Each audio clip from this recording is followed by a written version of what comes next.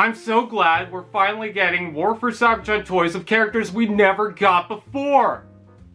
This guy sucks! With the Studio Series line originally focused on movie-themed characters, they decided to expand the line further to give us new versions of those featured in video games with the Gamer Edition line, starting with War for Cybertron. With this fresh new idea with long-forgotten designs, they decided to not only include reworked figures, but now they included Barricade in the introductory wave, who never received a figure during the War and Fall of Cybertron toys. Barricade transforms into a Cybertronian car, and this is probably the most menacing form I've seen for Barricade. It's obvious he's influenced from the movie form, with the front bumper adding this spiked guard like a massive underbite. With the smooth armored design that flows in a swift form, the gray, black, and silver colors, along with the highlights of purple and yellow, as well as the complex mechanics on the back with the exhaust and middle booster, it all makes it feel like a natural predator. Really, my only complaint are the wheels with no paint and the lack of paint to pick out the back design. Besides that, wow, this is amazing. You can store the gun on the back or tap it on top for him to use. Add a blast effect on the back for a booster rocket. This is an amazing form, taking that movie theme and giving it this new Cybertronian animalistic theme. It's amazing!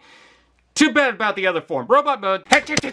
This is a decade-old design released in 2023, so why does the engineering feel like a mediocre figure from the 90s? One good thing about him is the size. Not only does he bulk out, but he's pretty tall, not only compared to Bumblebee, but other average deluxe class figures, despite the fact that I think that's the wrong scale. The back doesn't change, but all the inner workings look impressive. I love the shape and paint of the chest, along with the lights above the shoulders. If the side wheels aren't your thing, then you can fold them down, but damn, when did Barricade get flippers? I really love the face. The colors with the helmet is nice. He seems a tad pouty, but he's so evil, he's crying out every last bit of sunshine he has just to get rid of it. Did someone say articulation?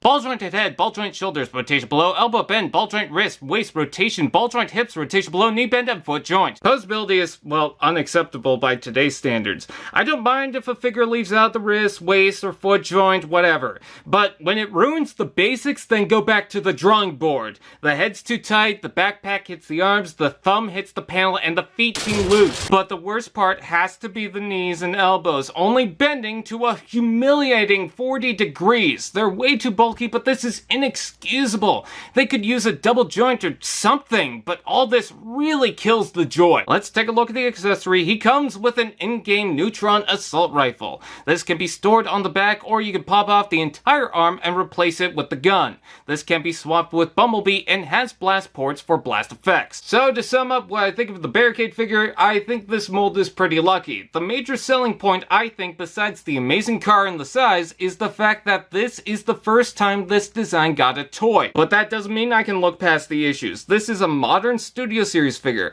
I don't think there's an excuse to have the joints so limited. It feels like a figure that didn't go through too many reworks, since, to be honest, it's very disappointing. I don't know what hurts more, that or mustard tears. Allspark TV, now that's just prime.